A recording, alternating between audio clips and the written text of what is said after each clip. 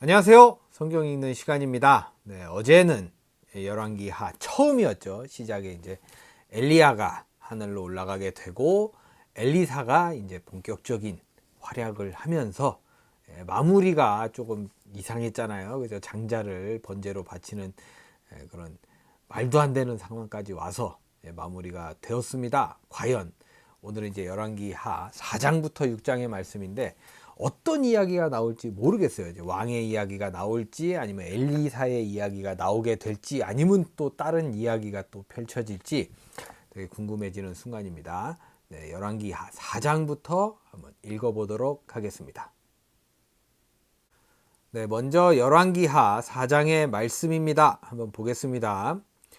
예언자 수련생들의 아내 가운데서 남편을 잃은 어느 한 여인이 엘리사에게 부르짖으며 호소하였다. 예언자님의 종인 저의 남편이 죽었습니다. 예언자님께서도 아시다시피 그는 주님을 경외하는 사람이었습니다. 그런데 빚을 준 사람이 와서 저의 두 아들을 자기의 노예로 삼으려고 데려가려 합니다. 이때나 그때나 빚을 지면 좀 많이 부담이 되고 어렵잖아요. 오죽하면 빚을 졌겠지만 결과가 그렇게 아름답거나 깔끔했다 이렇게 보기가 좀 힘들어서 여기도 좀 많이 어려운 상황에 있네요. 엘리사가 그 여인에게 말하였다. 내가 어떻게 하면 도움이 되겠는지 알려주시오. 집안에 무엇이 남아있소? 그 여인이 대답하였다. 집안에는 기름 한 병 말고는 아무것도 없습니다. 엘리사가 말하였다. 나가서 이웃 사람들에게 빈 그릇들을 빌려오시오. 되도록 많이 빌려와서 두 아들만 데리고 집으로 들어가 문을 닫고 그 그릇마다 모두 기름을 부어서 채워지는 대로 옆으로 옮겨 놓으시오. 요런 기적들에 관해서 생각 안 해보셨어요? 이야기에도 많이 나오잖아요. 여기 뭐 성경에도 오병이어 기적이 있었고 또 물이 포도주로 변하는, 그리고 이제 우리 뭐 옛날 이야기라고 하면 이제 요술부채라 그래서 바닷물이 왜 짜냐 요술부채가 바닷속 깊은 곳에서 아직도 소금을 계속해서 생산해내고 있다, 뭐 이런 얘기도 들어보셨죠. 황금알을 낳는 거위 같은 거, 뭔가 이런 풍요로움을 원하는 게 사람의 뭐 마음이다, 뭐 이렇게 생각이 되는데, 그러면서 한편으로 어떤 생각이 되냐면 그릇들이 아무리 많다 그래도 이제 한계가 있단 말이죠. 그러면 이제 좀 아쉽고 많이 좀 더 가져올 걸, 이런 생각 100% 할 텐데 과연 어떤 결과가 있을지 보겠습니다. 그 여인은 엘리사 곁을 떠나 두 아들과 함께 집으로 들어가 문을 닫고 그 아들들이 가져온 그릇에 기름을 부었다. 이제 시작하네요. 그릇마다 가득 찾아 그 여인은 아들들에게 물었다. 그릇이 더 없느냐? 모자라요. 아무리 채워도 모자라는 것 같아요. 아들들은 그릇이 이제 더 없다고 대답하였다. 그러자 기름은 더 이상 나오지 않았다. 여인은 하나님의 사람에게로 가서 이 사실을 알렸다. 하나님의 사람이 그에게 말하였다. 가서 그 기름을 팔아 빚을 갚고 그 나머지는 모자의 생활비로 쓰도록 하시오. 하루는 엘리사가 수넴 마을을 지나가게 되었는데 그곳에 한 부유한 여인이 있었다. 그가 엘리사에게 음식을 대접하고 싶어하여 엘리사는 그곳을 지나칠 때마다 거기에 들러서 음식을 먹곤 하였다. 그 여인이 자기 남편에게 말하였다. 여보, 우리 앞을 늘 지나다니는 그가 거룩한 하나님의 사람인 것을 내가 압니다. 이제 옥상에 벽으로 둘러친 작은 다락방을 하나 만들어서 거기에 침대와 탁자와 의자와 등잔을 갖추어 놓아둡시다. 그래서 그가 우리 집에 들르실 때마다 그곳에 들어가서 쉬도록 합시다. 이렇게 대접을 한다는 게 쉬운 게 아닌데 대단한 것 같네요. 하루는 엘리사가 거기에 갔다가 그 그 다락방에 올라가 누워 쉬게 되었다. 엘리사가 자기의 젊은 시종 게하시에게 수넴 여인을 불러오라고 하였다. 게하시가 그 여인을 불러오니 그 여인이 엘리사 앞에 섰다. 엘리사가 게하시에게 말하였다. 부인께 이렇게 여쭈어라. 부인, 우리를 돌보시느라 수고가 많소. 내가 부인에게 무엇을 해드리면 좋겠소? 부인을 위하여 왕이나 군사령관에게 무엇을 좀 부탁해 드릴까요? 그러나 그 여인은 대답하였다. 저는 저의 백성과 한데 어울려 잘 지내고 있습니다. 네, 부유한데 또 인성까지 좋아요. 이런 사람들이 보기 힘든데 대단하신 분이네요. 네. 엘리사가 게하시에게 물었다. 그러면 내가 이 부인에게 무엇을 해주면 좋을까? 게하시가 대답하였다. 생각나는 것이 있습니다. 이 부인에게는 아들이 없습니다. 그의 남편은 너무 늙었습니다. 엘리사는 게하시에게 그 여인을 다시 불러오게 하였다. 게하시가 그 여인을 부르니 그 여인이 문 안에 들어섰다. 엘리사가 말하였다. 내년 이맘때가 되면 부인께서는 품에 한 아들을 안고 있을 것이요. 여인이 대답하였다. 그런 말씀 마십시오. 예언자님, 하나님의 사람께서도 저와 같은 사람에게 농담을 하시는 것입니까? 네, 믿기 힘들죠. 네. 그러나 그 여인은 임신하였고 엘리사가 말한 대로 다음해 같은 때에 아들을 낳았다. 그 아이가 자랐는데 하루는 그 아이가 자기 아버지가 곡식 빼는 사람들과 함께 곡식을 거두고 있는 곳으로 나갔다. 갑자기 그 아이가 아이고 머리야 아이고 머리야 하면서 아버지가 듣는 데서 비명을 질렀다. 그의 아버지는 함께 있는 젊은 일꾼더러 그 아이를 안아서 어머니에게 데려다 주라고 일렀다. 그 일꾼은 그 아이를 안아서 그의 어머니에게로 데리고 갔다. 그 아이는 점심때까지 어머니의 무릎에 누워 있다가 마침내 죽고 말았다. 네, 되게 갑작스럽게 이렇게 자식을 잃으면 굉장히 마음이 아프겠죠. 그러자 그 여인은 옥상으로 올라가서 하나님의 사람이 눕던 침대 위에 그 아들을 눕히고 문을 닫고 나왔다. 갑자기 이렇게. 그리고 그 여인은 남편을 불러서 이렇게 말하였다. 일꾼 한 사람과 암나귀 한 마리를 나에게 보내주십시오. 내가 얼른 하나님의 사람에게 다녀오겠습니다. 남편이 말하였다. 왜 하필 오늘 그에게 가려고 하오? 오늘은 초하루도 아니고 안식일도 아니지 않소. 그러나 그의 아내는 걱정하지 말라고 대답하며 나귀의 안장을 지우고 일꾼에게 말하였다. 내가 말하기 전까지는 늦추지 말고 힘껏 달려가자. 굉장히 침착하게 이렇게 하는 줄 알았더니 마음이 이제 그렇지 않나 봐요. 빨리 가자고 얘기를 하네요. 이 여인은 곧 갈멜산에 있는 하나님의 사람에게 이르렀다. 때마침 하나님의 사람이 멀리서 그 여인을 보고 그의 시종 게하시에게 말하였다. 저기 수넴 여인이 오고 있구나. 달려가서 맞아라. 부인께 인사를 하고 바깥 어른께서도 별거 없으신지 그리고 아이도 건강한지 물어보아라. 게하시가 달려가서 문안하자 그 여인은 모두 별거 없다고 대답하였다. 그런 다음에 곧 그 여인은 산에 있는 하나님의 사람에게로 가서 그의 발을 꼭 껴안았다. 게하시가 그 여인을 떼어놓으려고 다가갔으나 하나님의 사람이 말리면서 말하였다. 그대로 두어라. 부인의 마음속에 무엇인가 쓰라린 괴로움이 있는 것 같구나. 주님께서는 그가 겪은 고통을 나에게는 감추시고 알려주지 않으셨다. 여인이 엘리사에게 말하였다. 예언자님, 제가 언제 아들을 달라고 하였습니까? 저는 오히려 저 같은 사람에게 농담을 하지 마시라고 말씀드리지 않았습니까? 엘리사가 게하시에게 말하였다. 허리를 단단히 묶고 내 지팡이를 들고 가거라. 길을 가다가 어떤 사람을 만나도 인사를 해서는 안 된다. 인사를 받더라도 그에게 대꾸를 해서는 안 된다. 그리고 가거든 내 지팡이를 그 아이의 얼굴 위에 놓아라. 그러나 아이의 어머니는 말하였다. 주님의 살아계심과 예언자님의 목숨이 살아계심을 두고 맹세합니다. 저는 어떤 일이 있어도 예언자님을 떠나지 않겠습니다. 엘리사는 하는 수 없이 일어나서 그 부인을 따라 나섰다. 굉장히 강단이 있는 것 같아요. 부인이 같이 가자. 안 된다.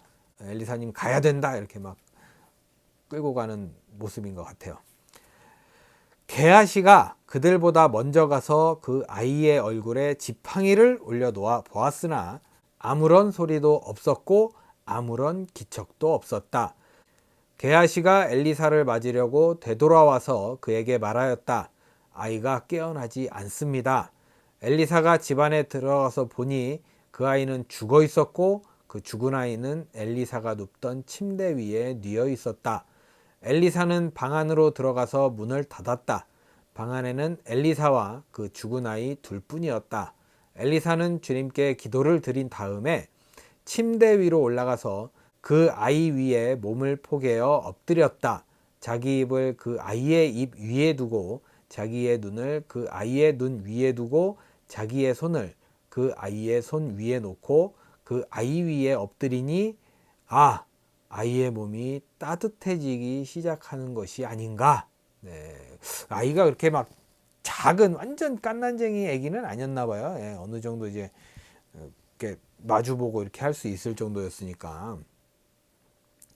엘리사가 잠시 내려앉았다가 집안 이곳저곳을 한번 거닌 뒤에 다시 올라가서 그 아이의 몸 위에 몸을 포개어 엎드리니 마침내 그 아이가 7번이나 재채기를 한 다음에 눈을 떴다. 굉장히 어떻게 보면 이제 제가 아는 기적으로 사람을 살리는 게 이렇게 좀 말로 이렇게 좀 일어나라, 걸어라 이렇게 해서 보통 했던 것 같은데 엘리사 굉장히 어떻게 보면 힘들게 이렇게 살리게 되네요. 엘리사가 게하시를 불러서 수넴 여인을 불러오게 하였다. 게하시가 그 여인을 불렀다. 그 여인이 들어오니 엘리사가 그 여인에게 아들을 데리고 가라고 하였다. 그 여인은 들어와서 예언자의 발에 얼굴을 대고 땅에 엎드려 큰 절을 하고 아들을 데리고 나갔다. 엘리사가 길갈로 돌아왔다. 그곳은 엘리사가 예언자 수련생들을 데리고 사는 곳이었다. 마침 그때에 그 땅에 흉년이 들었다. 엘리사와 수련생들이 있는 땅이다. 그럼 이제 흉년 같은 거는 없어야 될 것 같은데 흉년이 들었네요. 엘리사가 한 종에게 큰 솥을 걸어놓고 예언자 수련생들이 먹을 국을 끓이라고 하였다. 한 사람이 나무를 캐려고 들에 나갔다가 들포도 덩굴을 발견하고서 그 덩굴을 뜯어 옷에 가득 담아 가지고 돌아와서 그것이 무엇인지도 잘 모르는 채로 국솥에 썰어 넣었다. 포도 덩굴이면 좀 뭔가 이게 달달해서 국에 좀 안 어울리는 건지 보겠습니다. 그들이 각자 국을 떠다 먹으려고 맛을 보다가 깜짝 놀라 하나님의 사람을 부르며 그 솥에 사람을 죽게 하는 독이 들어있다고 외쳤다. 독이네요. 전 포도덩굴이라 그래서 그런 건 아닐 줄 알았더니 생독인가 봐요. 그래서 그들이 그 국을 먹지 못하고 있는데 엘리사가 밀가루를 가져오라고 하여 그 밀가루를 솥에 뿌린 뒤에 이제는 먹어도 되니 사람들에게 떠다 주라고 하였다. 그러고 나니 정말로 솥 안에는 독이 전혀 없었다. 어떤 사람이 바알살리사에서 왔다. 그런데 맨 먼저 거둔 보리로 만든 보리빵 20덩이와 자루에 가득 담은 햇 곡식을 하나님의 사람에게 가지고 왔다. 엘리사가 그것을 사람들에게 주어서 먹게 하라고 하였더니 그의 시종은 100여 명이나 되는 사람들 앞에 그것을 어떻게 내놓겠느냐고 하였다. 그러나 엘리사가 말하였다. 사람들에게 주어서 먹게 하여라. 주님께서 말씀하시기를 먹고도 남을 것이라고 하셨다.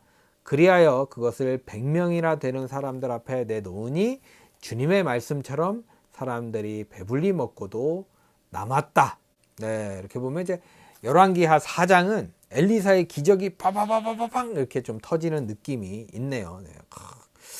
이렇게 4장이 마무리되었습니다. 네, 계속해서 열왕기하 5장의 말씀입니다. 시리아 왕의 군사령관 나아만 장군은 왕이 아끼는 큰 인물이고 존경받는 사람이었다. 주님께서 그를 시켜 시리아에 구원을 베풀어 주신 일이 있었다. 나아만은 강한 용사였는데 그만 나병에 걸리고 말았다. 네. 제가 알기로는 이제 나병이 문둥병이거든요. 네, 이게 살이 썩어 들어가는, 이때 당시에는 굉장히 큰 무서운 병이었어요. 그래서 막 격리시키고 어디 딴 곳에 이렇게 모아두고 막 이랬던 것 같아요. 시리아가 군대를 일으켜서 이스라엘 땅에 쳐들어갔을 때에 그곳에서 어린 소녀 하나를 잡아온 적이 있었다. 그 소녀는 나아만의 아내의 시중을 들고 있었다. 그 소녀가 여주인에게 말하였다. 주인 어른께서 사마리아에 있는 한 예언자를 만나보시면 좋겠습니다. 그분이라면 어른의 나병을 고치실 수가 있을 것입니다. 이 말을 들은 나아만은 시리아 왕에게 나아가서 이스라엘 땅에서 온 한 소녀가 한 말을 보고하였다. 시리아 왕은 기꺼이 허락하였다. 내가 이스라엘 왕에게 편지를 써 보내겠으니 가보도록 하시오. 나아만은 은 10달란트와 금 6,000개와 옷 10벌을 가지고 가서 왕의 편지를 이스라엘 왕에게 전하였다. 그 편지에는 이렇게 쓰여 있었다. 내가 이 편지와 함께 나의 신하 나아만을 귀하에게 보냅니다. 부디 그의 나병을 고쳐주시기 바랍니다. 네, 왕의 입장에서는 날벼락인데요. 아니 갑자기 의사도 아닌데 왕한테 나병 고쳐달라는 거 아니에요. 좀 황당했을 것 같긴 하네요. 이스라엘 왕은 그 편지를 읽고 낙담하여, 네, 바로 나오네요. 자기의 옷을 찢으며 주위를 둘러보고 말하였다. 내가 사람을 죽이고 살리는 신이라도 된다는 말인가? 이렇게 사람을 보내어 나병을 고쳐달라고 하니 될 말인가? 이것은 분명히 공연히 트집을 잡아 싸울 기회를 찾으려는 것이니 자세히들 알아보도록 하시오.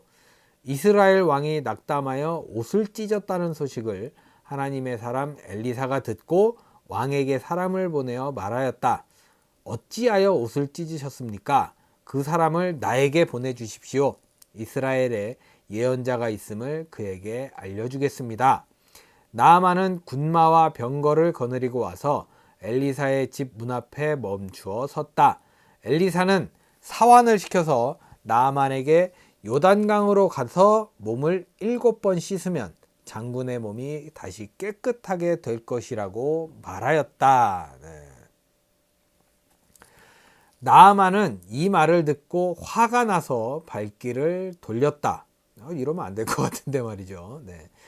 적어도 엘리사가 직접 나와서 정중히 나를 맞이하고 주 그의 하나님의 이름을 부르며 상처 위에 직접 안수하여 나병을 고쳐주어야 도리가 아닌가?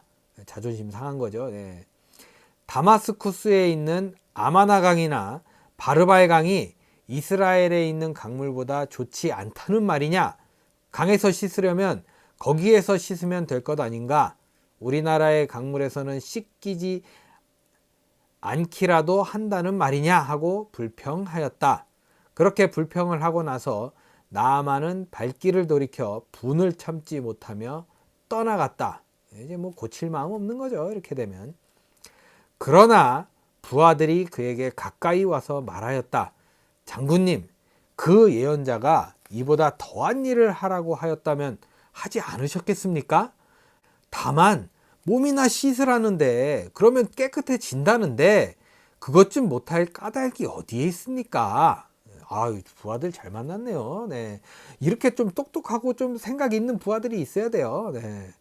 그리하여 나아만은 하나님의 사람이 시킨 대로 요단강으로 가서 7번 몸을 씻었다. 그러자 그의 살결이 어린아이의 살결처럼 새살로 돌아와 깨끗하게 나았다. 네, 얼마나 뻘쭘할까요? 지가 할 말이 있는데, 그죠? 나아만과 그의 모든 수행원이 하나님의 사람에게로 되돌아와 엘리사 앞에 서서 말하였다. 이제야 나는 온 세계에서 이스라엘 밖에는 하나님이 계시지 않다는 것을 알게 되었습니다. 부디 예언자님의 종인 제가 드리는 이 선물을 받아주십시오. 그러나 엘리사는 내가 섬기는 주님께서 살아계심을 두고 맹세하지만 나는 그것을 받을 수가 없소 하고 사양하였다. 나아만이 받아달라고 다시 권하였지만 엘리사는 끝내 거절하였다.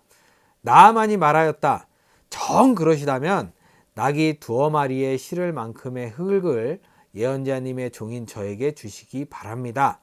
예언자님의 종인 저는 이제부터 주님 이외에 다른 신들에게는 번제나 희생제를 드리지 않겠습니다. 네, 이렇게 딱 확 돌아오는 거예요. 네, 멋있네요. 그러나 한 가지만은 예언자님의 종인 저를 주님께서 용서하여 주시기를 바랍니다.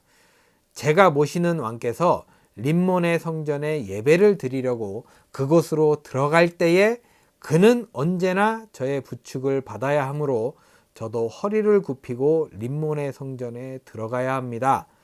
그러므로 제가 림몬의 성전에서 허리를 굽힐 때에 주님께서 이 일 때문에 예언자님의 종인 저를 벌하지 마시고 용서해 주시기를 바랍니다. 네, 이거 어떻게 보면 정말 아무것도 아닌 거잖아요. 거기다 뭐 절을 한다거나 이런 것도 아니고 고개만 잠깐 숙이는 건데도 난 그게 죄 짓는 것 같다.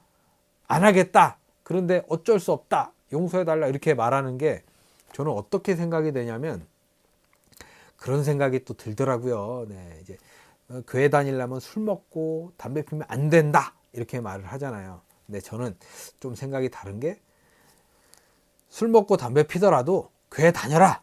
그러다가 네가 변화가 돼서 술 먹고 담배 피지 않는 사람이 된다면 하나님께서 제일 원하시는 그림이 아닐까라는 생각이 든다고. 네. 항상 저는 그 생각을 갖고 있거든요. 네. 그 생각에 딱 맞는 것 같아서 솔직히 전 기분이 좋고 소름이 살짝 끼치네요. 네.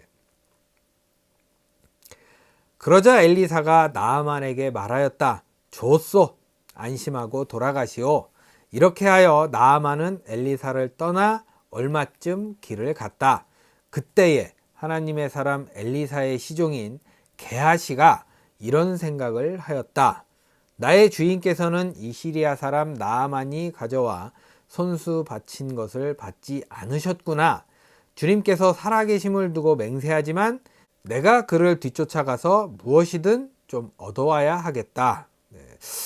참 거지근성이네요. 예, 좀 안 좋은 상황이 될 것 같긴 한데, 그래서 게하시는 곧 나아만을 뒤쫓아 달려갔다.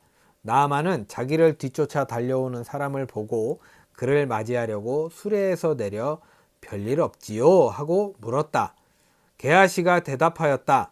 별일은 없습니다만 지금 주인께서 나를 보내시면서 방금 에브라임 산지에서 예언자 수련생 가운데서 2 젊은이가 왔는데 그들에게 은 1달란트와 옷 2벌을 주면 좋겠다고 말씀하셨습니다. 네, 이렇게 쌩 거짓말을 하네요. 그러자 나아만은 드리다 뿐이겠습니까? 2달란트를 드리겠습니다 하고는 게하시를 강권하여 은 2달란트를 2 자루에 넣고 옷 2벌을 꺼내어서 2 부하에게 주어 게하시 앞에서 메고 가게 하였다. 언덕에 이르자 게하시는 그들의 손에서 그것을 받아 집 안에 들여놓고 그 사람들을 돌려 보냈다. 그리고 그가 들어가서 주인 앞에 서자 엘리사가 그에게 물었다. 게하시야, 어디를 갔다 오는 길이냐? 그러자 그는 예언자님의 종인 저는 아무데도 가지 않았습니다 하고 말하였다. 제가 봤을 때 이제 엘리사가 한번 기회를 준 거죠. 그런데 이제 뻥 차버렸습니다. 그러나 엘리사는 게하시에게 이렇게 말하였다.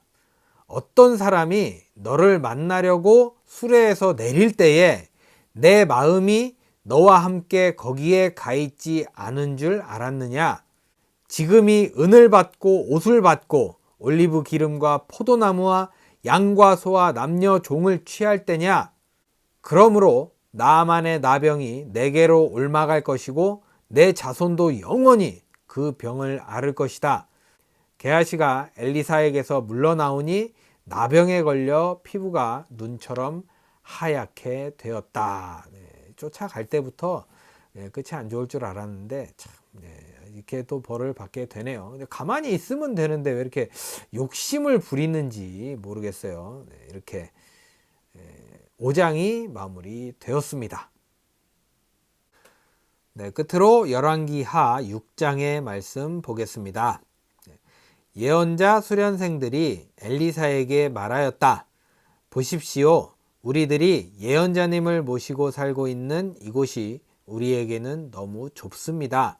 우리가 요단으로 가서 거기에서 들보감을 각각 하나씩 가져다가 우리가 살 곳을 하나 마련하는 것이 좋겠습니다. 이 말을 듣고 엘리사는 그렇게 하는 것이 좋겠다고 대답하였다. 한 사람이 엘리사도 함께 가는 것이 좋겠다고 하니 엘리사도 같이 가겠다고 나서서 그들과 함께 갔다. 그들이 요단에 이르러 나무를 자르기 시작하였다. 그때에 한 사람이 들보감을 찍다가 도끼를 물에 빠뜨렸다. 그러자 그는 부르짖으며 아이고 선생님 이것은 빌려온 도끼입니다 하고 소리쳤다. 네, 그래서 뭔가 뉘앙스는 이제 금도끼 은도끼 나와야 될 것 같죠. 네. 하나님의 사람이 물었다. 어디에 빠뜨렸느냐? 그가 그곳을 알려주니 엘리사가 나뭇가지를 하나 꺾어서 그곳에 던졌다. 그랬더니 도끼가 떠올랐다. 네, 물에서 도끼가 떠올랐어요. 네, 이거 좀 말도 안 되는 상황인데 대단하네요. 네. 엘리사가 그것을 집어라 하고 말하니 그가 손을 내밀어 그 도끼를 건져내었다. 시리아 왕이 이스라엘과 전쟁을 하고 있던 무렵이다. 그가 신하들과 은밀하게 의논하며 이러이러한 곳에 진을 치자고 말하였다. 그러자 하나님의 사람이 이스라엘 왕에게 사람을 보내어 시리아 사람들이 거기에 진을 칠 곳이 이러이러한 지역이니 그곳으로 지나가는 것은 삼가라고 말하였다. 이러한 전가를 받은 이스라엘 왕은 하나님의 사람이 자신에게 말한 그곳에 사람을 보내어 그곳을 엄하게 경계하도록 하였다. 그와 같이 경계한 일이 한두 번이 아니었다. 이 일 때문에 시리아 왕은 화가 머리끝까지 나서 신하들을 불러 모아 추궁하였다. 우리 가운데서 이스라엘 왕과 내통하는 자가 없고서야 어찌 이런 일이 있을 수 있단 말이냐. 엘리사 한 명만 있으면 뭐 그냥 천군만마가 필요 없겠네요. 네. 신하 가운데서 한 사람이 말하였다. 높으신 임금님 그런 것이 아닙니다. 이스라엘에는 엘리사라는 예언자가 있어서 임금님께서 침실에서 은밀히 하시는 말씀까지도 다 알아서 일일이 이스라엘 왕에게 알려줍니다. 시리아 왕이 말하였다. 그가 어디에 있는지 가서 찾아보아라. 내가 사람을 보내어 그를 붙잡을 것이다. 어떤 사람이 그 예언자가 도단에 있다고 왕에게 보고하였다. 왕은 곧 그곳에 기마와 병거와 중무장한 강한 군대를 보내어서 밤을 틈타 그 성읍을 포위하였다. 이러면 왠지 불 맞아 죽을 것 같잖아요. 네, 그동안의 상황을 봤을 때 하늘에서 또 불 떨어지지 않을까 그런 생각이 드네요. 하나님의 사람의 시종이 아침에 일찍 일어나서 밖으로 나가보니 강한 군대가 말과 병거로 성읍을 포위하고 있는 것이 아닌가. 그 시종이 엘리사에게 와서 이 사실을 알리면서 걱정하였다. 큰일이 났습니다, 선생님. 어떻게 하면 좋습니까? 엘리사가 말하였다. 두려워하지 말아라. 그들의 편에 있는 사람보다는 우리의 편에 있는 사람이 더 많다. 그렇게 말한 다음에 엘리사는 기도를 드렸다. 주님, 간구하오니 저 시종의 눈을 열어주셔서 볼 수 있도록 해 주십시오. 그러자 주님께서 그 시종의 눈을 열어주셨다. 그가 바라보니 온 언덕에는 불말과 불수레가 가득하여 엘리사를 두루 에워싸고 있었다. 어떻게 보면 되게 공포스러웠겠네요. 네. 시리아 군대들이 산에서 엘리사에게로 내려올 때에 엘리사가 주님께 기도하였다. 주님, 이 백성을 쳐서 눈을 멀게 해주시기를 간구합니다. 그러자 주님께서는 엘리사의 말대로 그들을 쳐서 눈을 멀게 하셨다. 요거는 이제 난리가 난 거죠. 예, 군대가 어떻게 되든 눈이 안 보이면 완전 이거는 끝장이에요. 네. 엘리사가 그들에게 말하였다. 이 길은 당신들이 가려는 길이 아니며 이 성읍도 당신들이 찾는 성읍이 아니니 나를 따라오시오. 내가 당신들이 찾는 그 사람에게로 데려다 주겠소. 이렇게 하여 엘리사는 그들을 사마리아로 데리고 갔다. 그들이 사마리아에 들어서자 엘리사가 주님, 이들의 눈을 열어서 보게 해주십시오 하고 기도하였다. 주님께서는 그들의 눈을 열어주셨다. 그들은 비로소 자기들이 사마리아 한가운데에 있는 것을 알게 되었다. 이스라엘 왕이 그들을 보고 엘리사에게 말하였다. 이스라엘의 아버지께서는 말씀해 주십시오. 그들이 눈을 뜨고 보게 되면 쳐서 없애버려도 됩니까? 엘리사가 말하였다. 쳐서는 안 됩니다. 그들을 칼과 활을 가지고 사로잡았습니까? 어찌 임금님께서 그들을 쳐 죽이시겠습니까? 차라리 밥과 물을 대접하셔서 그들이 먹고 마시게 한 다음에 그들의 상전에게 돌려보내는 편이 좋겠습니다. 그리하여 왕이 큰 잔치를 베풀어서 그들에게 먹고 마시게 한 다음에 그들을 보내니 그들이 자기들의 상전에게로 돌아갔다. 그로부터 시리아의 무리들이 다시는 이스라엘 땅을 침략하지 못하였다.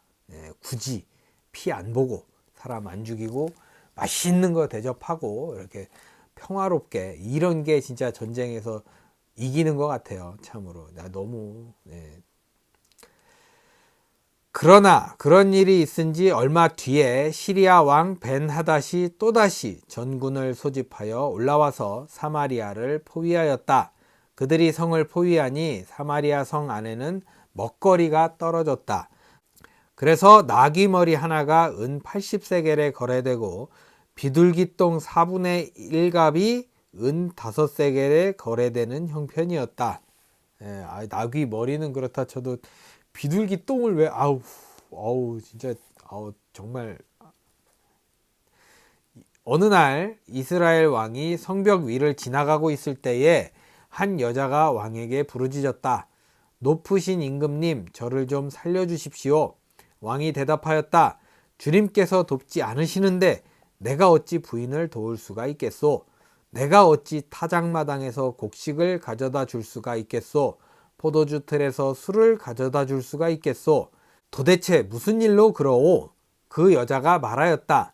며칠 전에 이 여자가 저에게 말하기를 내 아들을 내놓아라. 오늘은 내 아들을 잡아서 같이 먹고 내일은 내 아들을 잡아서 같이 먹도록 하자 하였습니다. 그래서 우리는 우선 제 아들을 삶아서 같이 먹었습니다. 다음 날 제가 이 여자에게 내 아들을 내놓아라. 우리가 잡아서 같이 먹도록 하자 하였더니 이 여자가 자기 아들을 숨기고 내놓지 않습니다. 왕은 이 여자의 말을 듣고는 기가 막혀서 자기의 옷을 찢었다.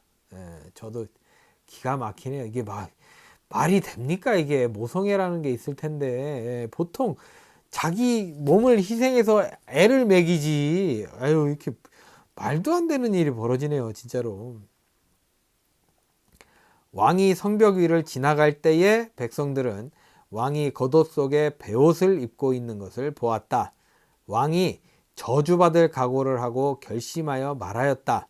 사밧의 아들 엘리사의 머리가 오늘 그대로 붙어 있다면 하나님이 나에게 벌 위에 더 벌을 내리신다 하여도 달게 받겠다. 그때의 엘리사는 원로들과 함께 자기 집에 앉아 있었다. 왕이 전령을 엘리사에게 보냈다. 그 전령이 이르기 전에 엘리사가 원로들에게 말하였다. 여러분은 살인자의 아들이 나의 머리를 베려고 사람을 보낸 것을 알고 계십니까? 전령이 오거든 문을 단단히 걸어 잠그고 그를 들어오지 못하게 하십시오. 그를 보내놓고 뒤따라오는 그 주인의 발자국 소리가 벌써 들려오고 있지 않습니까? 엘리사가 원로들과 함께 말하고 있는 동안에 왕이 엘리사에게 와서 말하였다. 우리가 받은 이 모든 재앙을 보시오. 이런 재앙이 주님께로부터 왔는데 내가 어찌 주님께서 우리를 도와주시기를 기다리겠소? 네, 이렇게 해서 네, 뭔가 정리가 좀 안 되고 복잡하고 일이 좀 이게 뭔가 마무리가 안 됐는데 예, 이렇게 6장이 마무리되었습니다. 네, 이렇게 해서 오늘 열왕기하 4장부터 6장의 말씀 모두 읽어봤습니다. 네, 어제도 그렇고 오늘도 그렇고 왜 막판에 왜 막판에 이렇게 자식들 갖고 사고를 치고 진짜 어떻게 보면 좀 이런 말 하기 좀 그런데 지금 연병을 떨고 자빠졌는지 진짜 진짜 정말 저 이런 거 되게 싫거든요. 네, 찝찝하잖아요. 느낌도 그렇고 왜 하필 애들을 데리고 그러는지 정말 좀 정말 다시는 이런 내용 보고 싶진 않네요. 솔직한 심정으로는 네, 앞으로 계속 반복되지 않을까 이런 되게 말도 안 되는 걱정이 되는데 그러지 않길 바라면서 네, 7장에서부터 이제 뭔가 좀 잘 풀어나가는 돌아왔다가 다시 이상해졌다가 돌아왔다 이상해졌다 막 이게 반복되는 것 같아서 그러지 않았으면 계속 나만 장군처럼 딱 돌아서 그냥 하나님 앞에 딱 나갈 수 있는 그런 결단을 할 수 있는 사람들이 있었으면 어떨까, 그런 사람들의 이야기면 어떨까 하는 생각이 드는 오늘입니다. 네, 오늘 여러분 금요일이잖아요. 네, 복된 하루 잘 보내시고 모쪼록 좀 지저분하고 안 좋은 일보다는 나만 장군처럼 결단하고 결심하고 앞으로 그냥 쫙 멋있게 나아갈 수 있는 오늘이 되었으면 하는 바람입니다. 저는 내일 열왕기하 7장부터 8장, 9장을 들고 찾아오도록 하겠습니다. 오늘도 함께 해주신 여러분 감사합니다.